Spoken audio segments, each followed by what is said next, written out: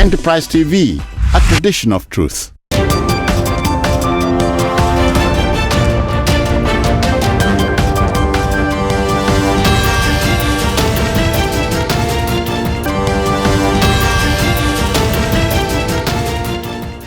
Welcome to the midweek edition of Enterprise Morning on Enterprise TV. My name is Esther Mwachiko, and of course you do know how we go about it on this program. We'll start off with the newspaper headlines before we head into our main conversation segment on Enterprise Morning. However, you do well to join us on our social media handles. You can actually send us your comments, your messages, and follow us on at Enterprise TV 7. You see that written on your screen. And of course, my guest for this segment is Emeka Madunagu. He is a social and political affairs commentator.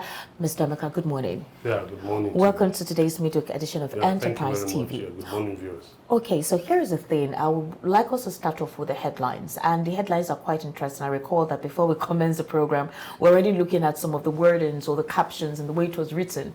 Mr. Emeka Madunagu is, I don't want to call him old school, but he's very traditional with how some of these wordings are scripted on the headlines. On the Punch newspaper, however, we have the major headline there. States spend 1.7 trillion naira on trips, meals. Others borrow 988 billion naira. And the government said we don't have money. Okay. Now the writer also says that states borrow 988.48 billion naira from banks, others in 9 months. And governors get over 87 trillion naira for security votes. Ondo denies 7.3 billion naira diversion. Now, this headline is actually saying that in the past 9 months, this is the amount of money the government has borrowed. Remember, the President Bola Ahmed Tinubu came in about 4 or 5 months ago. So this borrowing accumulated from the previous administration. Apparently, that's what is being combined. Is that what it is? It's unfortunate, really, because what are states really borrowing money from? These are states that are heavily indebted and cannot meet certain obligations. Some are owing pensioners, owing contractors, and they're still borrowing so much money. What it shows is a deficit, a pitiable, abysmal deficit in the level of intelligence available to the leadership of the states. Because they have no reason to borrow for consumption, because all these things are just for overheads, meals. Well, recently, the trips. president said one of the reasons why the borrowing is as it is that, according to the National Security Advisor, Nuhu Ribadu, he says they met an empty treasury. Which empty treasury? And that the government, the people needs to understand that the borrowings are needed. Did they know Ribadu resumed office? Did he get a chair to sit on? Did the AC in his office work? Did the lights work? You see, people like to throw words about in this country. Because you know what? They know Nigerians, we don't really interrogate issues. We just let things slide.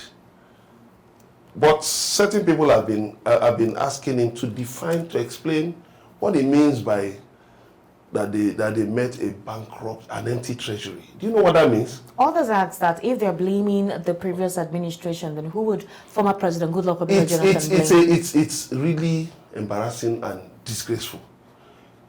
You were not elected to give excuses. You were not elected to tell us the mistakes of your predecessor.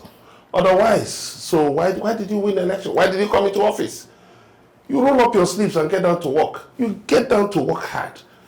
Get your hands really dirty in doing the work you were elected for, you were appointed for. But what we have are people getting into office who don't have any idea why they should be in office. And it's strange that is the National Security Advisor saying such a thing. Is he the Chief Economic Advisor? What is his business with the economy? You still have kidnappings, you still have terrorism, you still have all this. He has not been able to solve it, and he's talking of... we're getting there. He's talking of the economy. It's not his business. What I'm getting to this, it only shows you that these governors do not even have the interests of the people at heart. The only thing you can reasonably borrow for is for capital projects, for investment. What are the trips you are making? I can sit at my office table and broker a deal with my phone and my laptop and a good internet connection. I can broker a deal and get as much money as I want, even up to $1 million. All I just need to do is, find funders. There are funders online looking for where to put money. But just get some people. In explaining the breakdown of this 988 billion, the states say they spent cumulatively 802.43 billion naira on salaries across the period under review. That is for the past 9 months. That's what they spent on salaries. And of course, when you isolate the data from other recurrent spending items, if salaries are added, it's about 2.52 trillion naira, which includes pensions and other emoluments attached to those who work with the civil service. Did they also attach how much came in? Because, you see, this thing is commonsensical.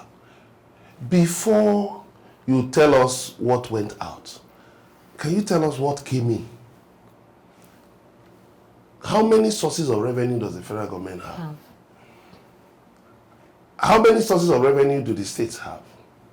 How many sources of revenue do the local governments have? Now, states control the local governments. Yes. They, as a matter of fact, abuse the local governments. So, cumulatively, I've forgotten the figures, but local governments have the highest number of taxes, collectible taxes and levies. So if you add that to the states, you even see that the states are even in a better position than the federal government. Despite the fact that the federal government gets 52.6% of revenue allocation every month. But when you add that of the states, I think it's 27.5% or so. Add that of the local governments, it's almost at par with what the federal government gets. But the unfortunate thing about the month. spending is that the report included other items. Travel, food, honorariums, sitting allowance, entertainment, internet access fee.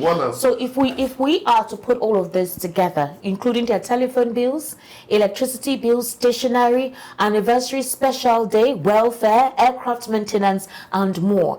And this administration keeps complaining that they do not have the money to fund a lot of public sector projects that are meant to make a possible transition for the welfare of Nigerians, education, healthcare, goods, roads, and other infrastructures. Let me save your breath. It's very simple. I think like a businessman. I don't earn a salary, so I have to work hard to make sure I can take care of my bills, take care of my family. It's very simple. See, let me tell you. When you have a structure, investors look for you. That's all. When you have a structure, like a state, all you need to do is identify your viable areas. Identify those things that can easily bring in money. Then 2, you have investment consultants all over the place, all over the world, looking for where to go and work. They want to earn money. So what do? You invite them. You can organize a conference in the state capital. They will come from all over the world. They can even join you on Zoom. How much does that cost? They can join you on Zoom, and then you market the states. You have a Ministry of Information. Tell them to prepare a presentation, a PowerPoint presentation about the state. Then market it on Zoom, just with some money. You put some money on Google, run some ads on YouTube. You will see massive interest. So then, now, you let them know there's something the Bible says, he who does not work should not eat. That it is from the work they do, they are going to get paid. Of course, they know. You don't even need to tell them. So what are they going to do? They will give you bankable proposals. That is 1. 2, your state gets revenue allocation every month. Now, what do you do with that? You can use a bank guarantee. You can use an irrevocable standing payment order. Now, what it means is that to fund projects, you can fund different projects. You can get them to fund different projects. Yes. Your recommendations, I very well believe that those in the president's economic team They already understand how it goes. They are not implementing it. You see, But it's the one problem thing is, to... it's either there is an issue with either implementation or the set of people that are meant to carry out the objectives to reform the economic environment. Because according to the president, I told you we were having this conversation while we were talking before the program commenced, where the president said that Nigerians should appreciate him, and this was in the Nigerian-German Business Forum, where he expressed what his name ought to have been mentioned in the Guinness World Book of Records. He says because while he was a governor of Lagos State, understanding the economic environment, he was able to implement policies that boosted the economic space in Lagos. In fact, it was a lengthy one. He said that people voted for him because of these economic reforms and that he has been able to achieve that from day one. He now referred to May 29. And a lot of Nigerians believe that his statement when he said fuel subsidy is gone, without stating the palliative measure through which Nigerians would cope with or work with to cushion the effect of subsidy removal, he didn't say anything, but he's saying that he began to implement economic reforms from day one that he became the president. And you are giving us recommendations on how the state and the federal government can put a structure in place to boost the economy. Do you want to tell me that these people or the technocrats that the president said he has in his do not know? Can I tell you something? I pity Tinubu. You do? You see, when a man has to go to great lengths to praise himself, a man and his wife are seated, maybe having an argument, and the man has to repeat again, do you know I'm the man of the house? Do you know you are supposed to be submitted to? You pity such a man. Because you know what? He's just at his wit's end. You don't need to promote yourself. Let your work... Barely 6 months in. Yeah, because you know what? The morning, like they say, the morning shows the day. You don't just come and throw things at people. There's this mistaken impression. That, government officials have, that you throw money at issues. Everything, you throw money. Everything, you throw money. Look at the president of one country, in Malawi also, has banned travels. He said, if you're outside the country, come back. Even he himself, he has put a lead on travels. You must justify why you are traveling. You cannot be holding a party while your roof is on fire. You see, it's also about interest. Whose interest do these people go into government to serve? It's their pockets. It's not about service. I've said it that if you have the interest of the people at heart, you will never use thugs during the elections. You will do so much good that the people will have no option but to support you. So what we see is desperation to get into office because the treasury is available to be looted. And they loot the treasury. You don't need... You see, some of the projects these people even talk about are projects that can be funded through various means. Okay. Through various means. You can raise funds through various means within Nigeria and around the world without stepping a foot outside Nigeria. You know why? There's a territory called Nigeria. Okay, let me use, I don't want to call the name of any state, but let me just use, let me say state Q, so that nobody says I'm referring to his state. Let me say state Q. There's no state with Q. Now, state Q, the territory is defined. You have a record of all the mineral resources in that state, the treasures of that state, the workforce of that state, the potential in that state. You have not marketed it. Do you know one of the areas by which government can make money is property taxes? But let me ask you a question. Okay. Where you come from, in your village, do they know they're supposed to be paying property taxes? No. Okay. I don't think most people, even in Lagos, okay, know. Fine. Do they know that all lands are vested in the governor of that state? And that none of us owns land. We're actually tenants, government tenants, on the lands we occupy.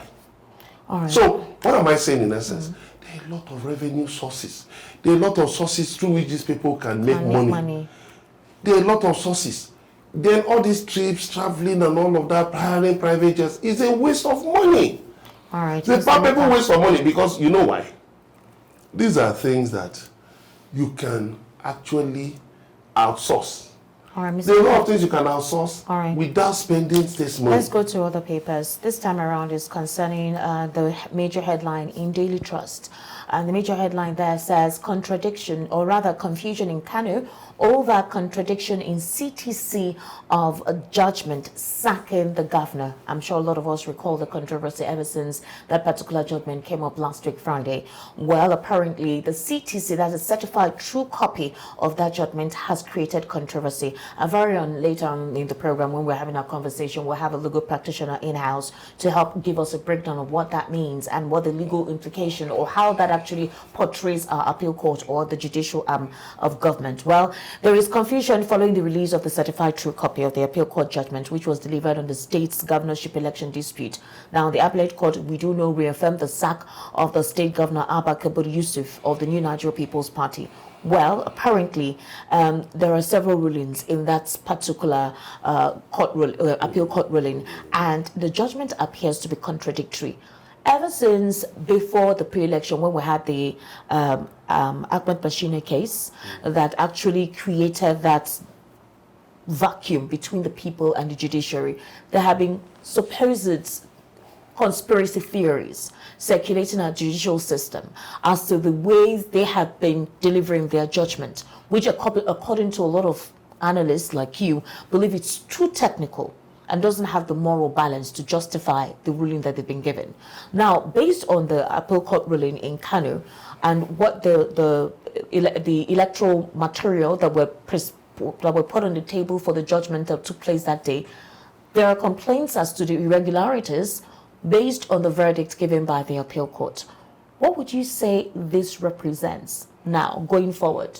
Unfortunately, with due respect to the justices of the appeal court, I think a lot of things have gone wrong in the way that very vital level of justice delivery has been handling cases. Okay. Contradictory rulings, contradictory judgments in different cases that have the same thread. You are the same court that affirmed the validity, the nomination of Peter Obi, who was presidential candidate of Labour Party, that it was in order. You affirmed it. Even though some people said, he ought not to have been fielded as a candidate of the party. But you went on in other cases and then just started sacking senators, members of the House of Representatives, saying that no, that they were not qualified. Now, there's no distinction between what is a pre-election matter and what is a post-election matter. But a legal practitioner whose name cannot be mentioned based on this paper said that the contradiction could basically be a typographical error. The judgments that were given by the justices at the appeal court, Justice Bitrus Sanga, on page 69, the certified true copy held that, I'm going to read it out. My brother, in the leading judgment, considered the pleadings of the parties, the evidence adduced in support thereof, with statutory and judicial authorities cited. Right? That was basically what he said. Then the second one, he also said, I agree with and adopt as mine the finding and conclusion reached by my learned brother, and also dismiss this appeal and affirm the decision by the trial tribunal in its judgment delivered on the 20th of November 2023. So legal practitioners who have actually looked or perused this certified true copy say that it could be a typographical error, which of course could be explained. And others give that there is a possibility of what you call a slip in the judgment, and it's normal for a slip which can better be explained. But the question is, a lot of people do not find the ruling by the appeal court recently favorable. They feel that the judicial arm of government have been arm twisted by the ruling of Progressive Congress. Is it true, or could it be that these parties did not properly present their case at the appeal courts? I think we like to joke with serious issues in this country. Somebody spent so much time, ran for an election, campaigned, was declared the winner, and we're talking of typographical errors affecting the judgment that has to do with his political life, his political career. All I just want to say is that Kano judgment, I think the Supreme Court should help to clean up whether typographical errors, judgmental errors. The Supreme Court should just help to save this country's democracy, because many Nigerians have come out to say that they don't know what is going on at the appeal court. With due respect to them. Okay. You talked about, okay, look at the issue. Look at the issue. Okay, you first started with INEX blunders in terms of some areas that were said, that certain blunders were made. Then you now came to the issue of what APC raised, that he was not validly nominated, which clearly has been stated as a pre-election matter. You now, on that basis, said you just gave the victory to the APC man. Now people have said, how can three justices sit at the appeal court decide an election involving millions of Nigerians? It should not be. There should be electoral and judicial reform, because the judiciary needs to have a rethink about its decisions. Don't worry. Later in the program, we'll have a legal practitioner who will help, break down these judicial matters and possibly give us a clearer perspective on it. But we need to move on to other papers because we're running out of time. And let's hold on to Vanguard. Now, the major headline on Vanguard is why insecurity is not going away. And that's an explanation by the service chiefs. The Chief of Defense Staff, General Christopher Musa, revealed that Boko Haram members held in prisons across the country still carry out their criminal operations through the help of some prison warders. That's what he said. Now, he made the disclosure during the sectoral debate with service chiefs organized by the House of Representatives at plenary in Abuja yesterday. You do recall that last week, the House of Representatives invited the service chiefs to come give an explanation why we still experience consistent insecurity despite the amount of money allocated to that sector to combat arms and bite weaponry to combat Boko Haram. Well, they did not appear, which of course we have already become accustomed to. Well, eventually they appeared and they said that the wardens in the prisons are the ones aiding the Boko Haram members to carry out their nefarious activities. Now, if they know this, why have they not nipped that in the bud? That's one question. Two, another reason he also gave, because there were quite a lot of them, the Chief of Defense Staff, the Chief of Army Staff, the Chief of Air Staff, Chief of Naval Staff, they were all there. These are the top persons that are in charge of our security arm, our security formation. Now, he said that they confessed how from the prisons they could plan operations and pass funds to the field through the help of some prison warders. And he says that it is terrible to see how this has been going on for years. He said they use these warders, and that some of the warders' accounts to transfer this money. So they use the accounts of these warders, transfer the money, a deal is sorted, they sort out these prison warders, and then the Boko Haram operation continues. So it also tells us the depth at which these prison warders do not get their emoluments, because that is how this porosity was able to become a reality. There are things you hear in this country, you want to shed tears. You just want to break down and cry. That's the security chief saying this. I'm telling you. A security chief saying this. Oh my God. And then he also said that the procurement ridiculous. or the purchase of equipment, yes, because of the high dollar rate, it has hampered the purchase of relevant equipment needed to fight insecurity. Okay, let me give you a recent story, something that happened yesterday. There's a town, some young boys, fraudsters, have been calling people, claiming to belong to a terrorist organization, and that they will kidnap them, and somebody has reported them to that group, and that they will kidnap them, that if they don't pay so and so money. Those people went to the police and told the police. You know what? The police asked them to bring money for tracking. I hear that the police charge 35,000 naira for tracking, to track phone lines. And then they should bring some other money for other things. No, you bring money for anything they have to do for Let me tell you something. The security chiefs should please spare us all these lies and stories. You don't It's believe all them? baloney. Because let me tell you, the security challenges of Nigeria have become a profitable business enterprise for people who are supposed to solve the problems. Go through the whole thing. What is it talking about prison warders? And they're able to transfer money through accounts? And you can't do anything. You have the Central Bank of Nigeria. You have the bank chiefs. Which bank chief has been arrested for that? Which bank manager has been arrested and prosecuted? You don't have anybody. Nobody has been hauled in. Nobody. What are we talking about? Yeah, I think these people, maybe, I don't understand. Maybe they just want to play to the gallery. These things are inexcusable. It's a disgrace that For 8 years of Buhari, it was all excuses, change service chiefs. Things got worse.